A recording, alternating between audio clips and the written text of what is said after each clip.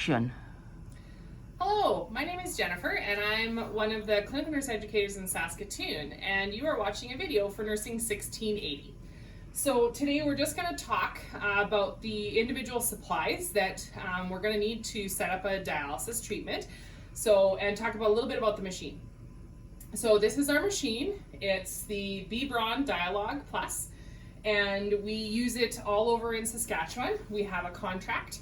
So I just want to introduce you to a couple of the pieces of the machine, and then I'm going to introduce you to the pieces that we need to do the dialysis treatment. So our machine is a touch screen with the exception of a couple of buttons down here on the front. So these three buttons are going to be our pump control. Then we have a button that both silences and cancels our alarms. And then we have what's called the confirm key. So you'll see it used throughout when the machine asks you to confirm an action. It's very much like the enter button on your keyboard, okay? On the front of the machine, we have a heparin pump syringe, syringe pump, sorry, and it is basically mostly used in Regina on a small amount of basis. We don't use it in Saskatoon or any of our satellites, but we still need to know how to move it so we can clean it. So if you just shift this up, it moves in and out, and then to lock it back in place, you push it down.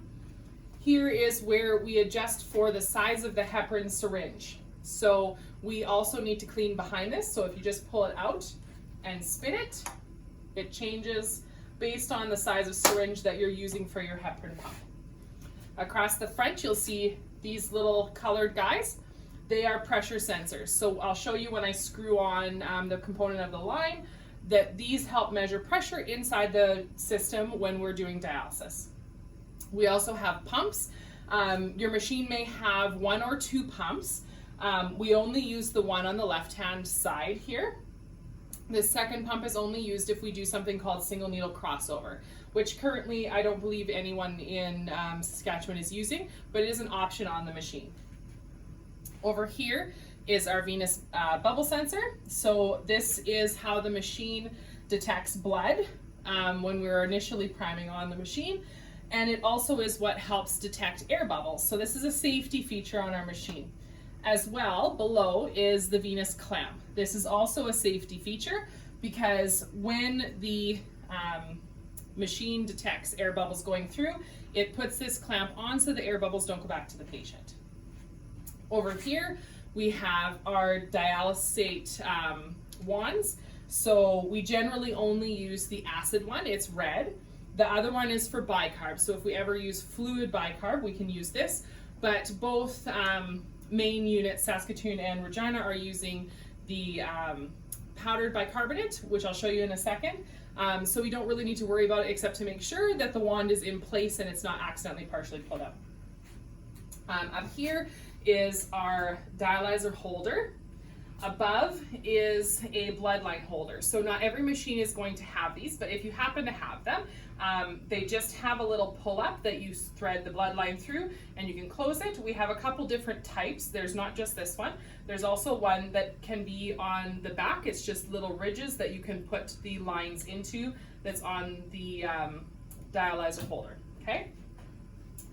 On the left-hand side of the machine, you will see that we have a patient card reader. Saskatoon and all of its satellites are using patient cards. Some of Regina's satellites are currently using them, some are not. And I believe there is a plan for there to eventually be patient cards used everywhere. They're used exactly like a debit card. It has a chip on it and you put chip to the inside. This is the little nipple that you attach your blood pressure cuff to. And here is a cuff holder, so you can wrap up the cord and just slide the cuff on the side of the machine.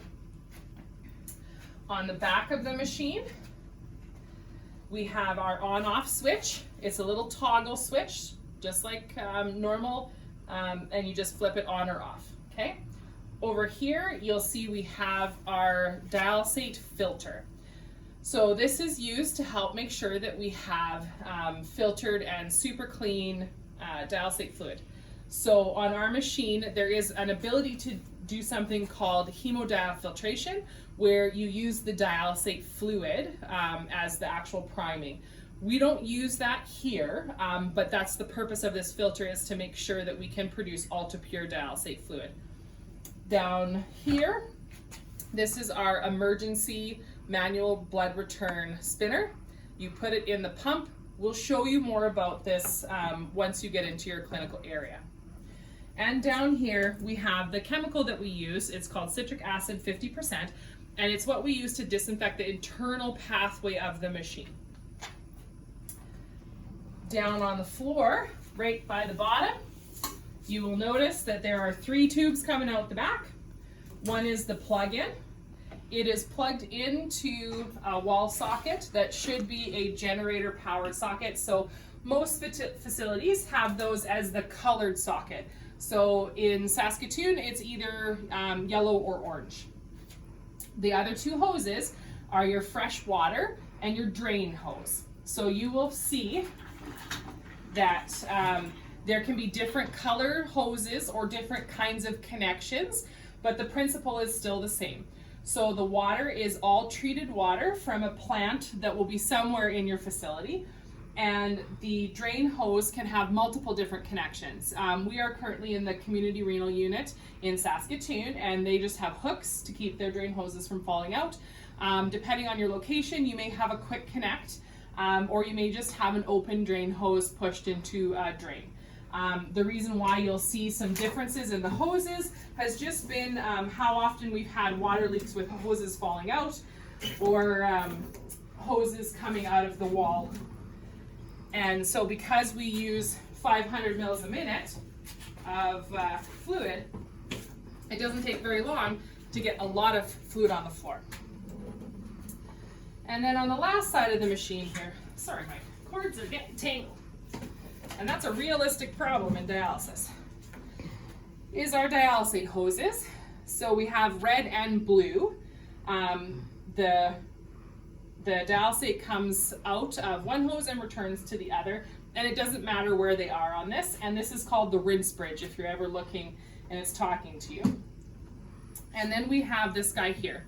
So we were talking about our powdered bicarb. This is where we're going to put that, and I'm going to give you some more directions. So what I'm going to show you is the different components that we use for when we set up a dialysis treatment. So I have 2 jugs here. I have 2 just because I want to show you some differences for what you need to be looking for when you have a jug. So in Saskatoon, we always teach putting on our machine lines using the ABCs. So A stands for acid. So if you look, there's a little box at the top of every acid jug, and it has a potassium value and a calcium value. So in every unit, you're gonna have a setup where you'll have your baths all put in specific places, okay? Mostly what we try to do is split them up if for the different calcium values, because that's the one where you're most likely to make mistakes, but it depends on your location. So just pay close attention. So you will see that here they both are potassium 2, but one is a calcium of 1.25 and one is a calcium of 1.5. Okay, so this is what you're looking for when they give you an order for your acid jug. These are the 2 values that you need to know. Okay, so in Saskatoon, our most commonly used acid jug is our 2 1.25. So that's the one I'm going to use today. So when you open the acid jug, there should always be a seal on the top. If you have clean hands, you can just poke your thumb through. You can also use the wand. So I'm just going to put this on the bottom tray, and then this wand just pulls right out and goes inside that thing, and then I can keep the cap down there. Our next component is going to be our B for bicarb. Now, this guy is a 760 gram, so he is our regular size bicarb. There is another size of bicarb. It's an 1100 gram. It's a little bit bigger than this, and its top is a staggered top. So I'm going to open this bag up to show you what I mean.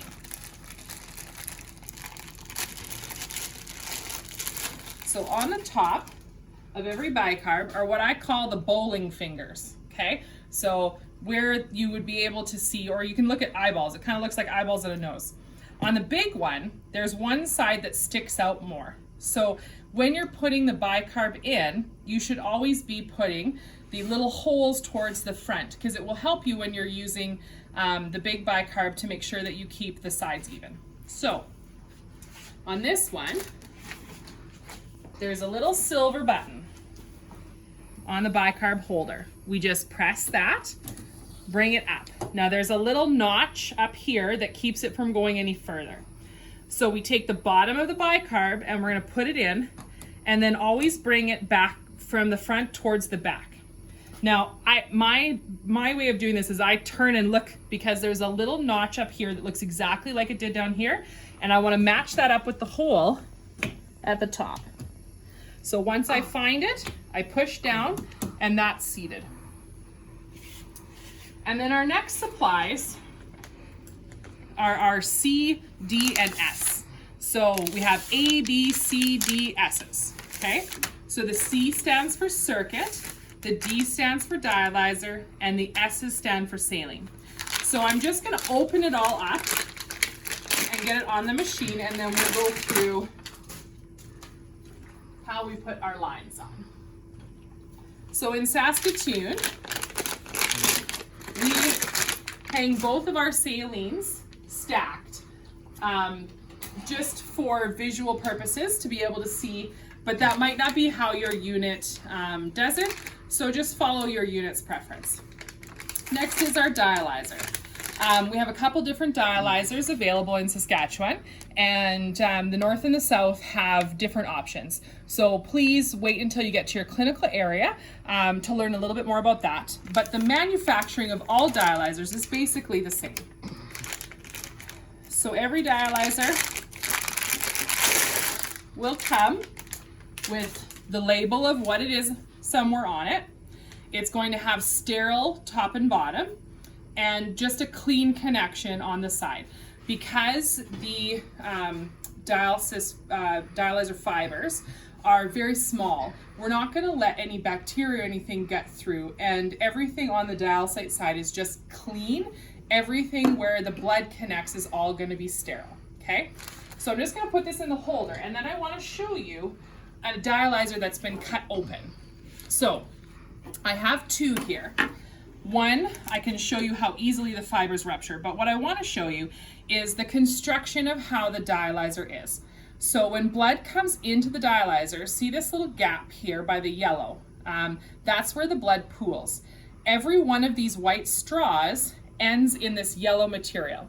So the blood pools at the top, and then it falls individually through the white straws, and then pools at the bottom and comes out of the line, okay?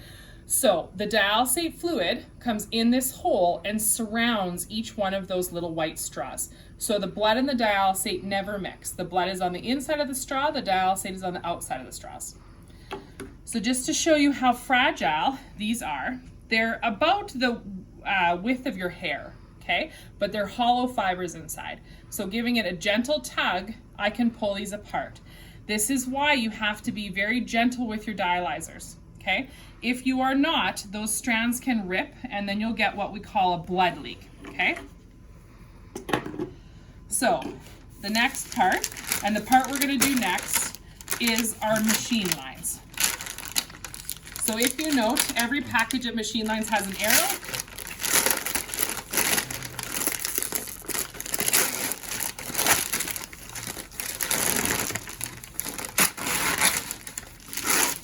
And you open on the arrow. And of course, when I'm filming is the one time that it doesn't open nicely. So every time you open the package, you should always check to make sure that the line that's connected to this little baggie is on tight, okay? We've had lots of times when this comes disconnected, and it's always at the most inconvenient time. So it doesn't matter what order you put these on in. I'm going to show you the order that we teach in Saskatoon. You may see that there are some different kinds of options. If there are ones that need to be put on in a specific way, I'll tell you that it needs to be specific, but otherwise we teach in this order and we're consistent with this order, but it doesn't matter what order you put the lines on in, okay? So we start with our venous line, and we have a bag. The bag has a little hook on the corner. We hook that on, and then you're gonna find this little chamber, okay? if you bring him to this little spot in the Venus bubble sensor, we're going to pull him down and seat him until he's just above that Venus sensor. Then we need to push that line through all of those tracks. It needs to be pushed tightly back or you'll get a failed test later on. There's a little transducer, we'll talk about him in a second, and then you have the rest of your lines. So for organization, so you don't get your machine lines all tangled, if you bring the big one attached to the bag to the left-hand side of your machine, and then this one is going to be what attaches to our dialyzer. So if you want to just push him into the little holder and then hang him over the dialyzer holder, that works nicely. On this set of lines, you need to make sure that these two blue clamps are done up. Now, we were talking about these little colored connections on the front of the machine before. So these are the transducer protectors. This is the only part of the bloodline that is not sterile, okay? It does not have a colored cap. It has kind of a discolored cap that's basically the color of the lines, but the plastic is a little bit thicker here. So you just spin the cap off and you don't have to worry about keeping it sterile. And this one goes to directly above where the line that you attached is. So this is the Venus pressure sensor. So that is the Venus line. Next is going to come our arterial line. So it's got a nice little plastic case over top of it. Now, if you have a lot of practice at this, it looks like it's going to get really tangled, but surprisingly, if we can do this right, it won't get super tangled on us. So the first thing you want to do is find this chamber, okay? It's going to go upside down compared to the chamber that you just put on. So we want the little transducer to be at the top. So we're just going to pull him in to place. Now, there's a line that kind of falls out as soon as you put that one in. It's got the exact same connection as the Venus one that you put for the dialyzer, and that's where he belongs. Then the next part you're going to pull out is the pump segment. So the pump segment is wider than all of the rest of the tubing. So for the pump segment, we're going to open our pump door, and if you look, there are two little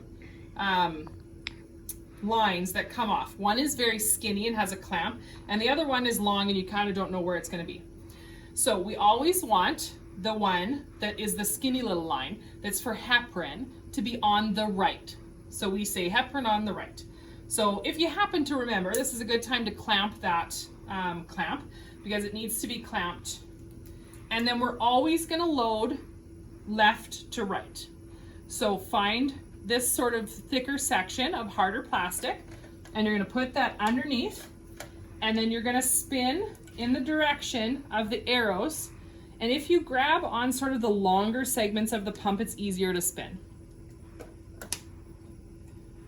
And then you just push that other one in, and then always give your pump another about half a spin so that it takes the tension off of the sides of the machine. It's not a big deal, but we did have some of our machine lines splitting on the one side because of the tension on there.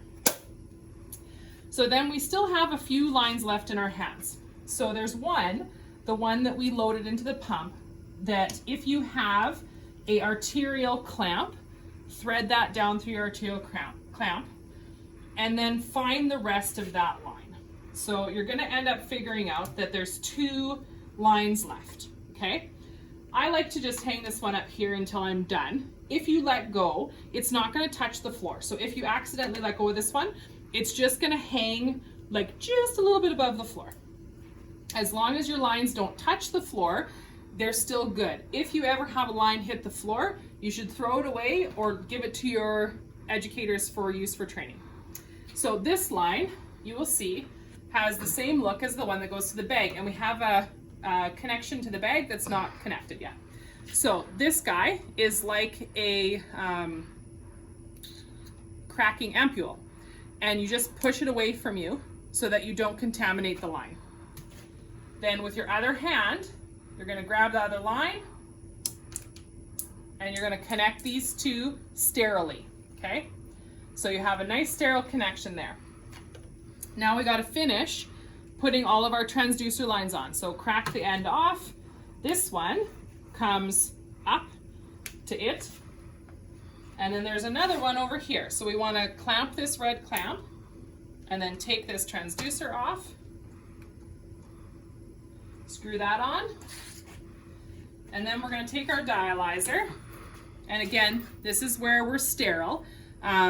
So you're going to take the white cap off if you have this type of dialyzer. If you have the other types, some of them have caps on the end already. But if they don't, transfer the cap over, because otherwise you'll have dialysis fluid leaking when you start your prime. Connect the red one and then change to the blue one.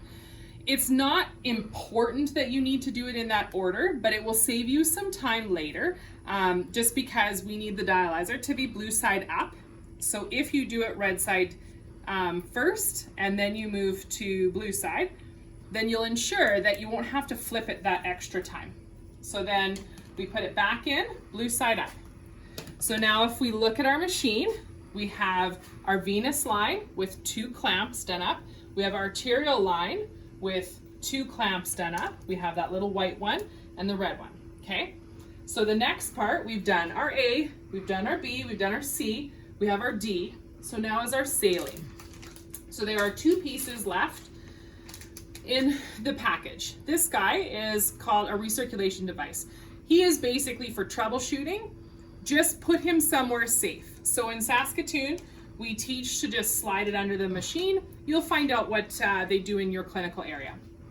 The last line is the saline line, okay? So it has a tiny little piece of paper to hold it together. It's easiest if you leave that paper on until you get the line hooked up to where it's gonna go.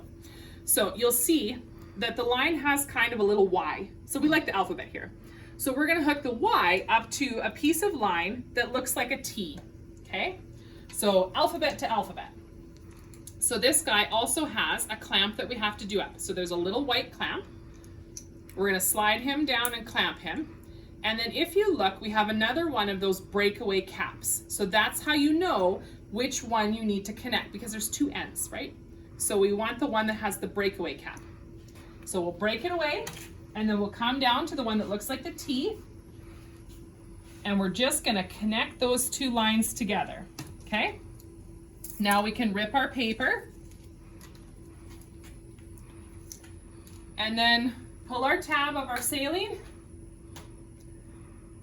and spike our saline. So the saline is gonna come down the line, and is gonna come up the arterial segment of this one. Once the major bubbles go by, we're gonna do up a clamp on this side. In Saskatoon and Satellites, we always do up the little red one. I don't know what Regina does, but that's what we're doing, okay? So now you are all ready to prime the machine. So we're gonna stop here for now, and you'll carry on, but this is how you set up and get ready to prime your machine. Thanks for watching, and we'll see you in the next video.